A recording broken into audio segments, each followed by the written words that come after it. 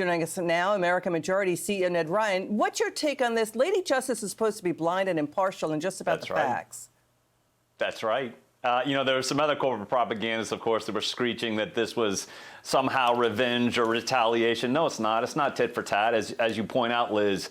This is about, are we going to actually believe in the rule of law, the equal application of the law, and, to quote Letitia James, no one is above the law. And I think this is actually a very healthy thing for the American people to be watching, Liz, because it really does show, hey, there might actually be equal application of the law regardless of your position or your power or your last name.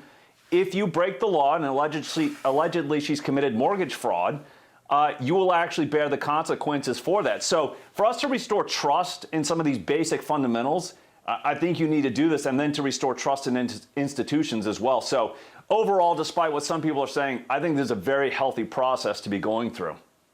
Okay, so a federal grand jury in Virginia indicts Letitia James, one count of bank fraud, also false statements, allegedly defrauding a bank and a mortgage loan to get a lower rate. She told the bank she wasn't going to use a house in Norfolk, Virginia as a rental property when she did.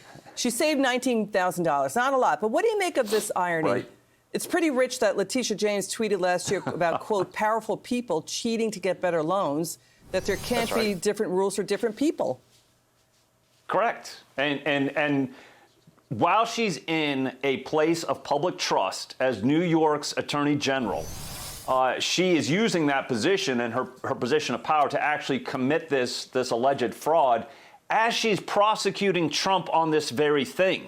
And I just want to point out to people, too, the other slight problem that Tish James might have here is she was claiming to get this better mortgage rate that Virginia home in Norfolk was her primary residence while she's New York's Attorney General. And because of that, her primary residence has to be in New York State. So she's a fraud. She was completely lying in that she had to actually have her primary residence as the Attorney General of New York in that state.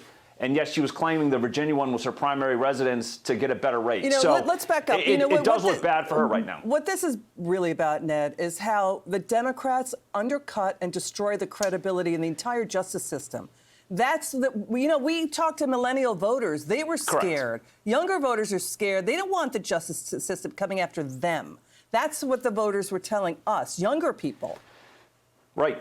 No, this was absolutely the weaponization of our legal system to use it as a political weapon against a political opponent over policy differences. I want to point out something, though, Liz. When the left says no one is above the law and invokes rule of law, really what they're doing in reality is putting a thin veneer over their political lawfare. When we say no one is above the law, we actually mean it. Because, again, that's what this country was founded upon. Everybody stands equal before it. So I want to point out a big difference in how we define no one is above the law, left versus right, because it's an important distinction. We actually mean it. And when they say it, you know it's a flashing neon light that they're actually trying to cover up their political lawfare. And abuses of power. Ned Ryun, thank you so much.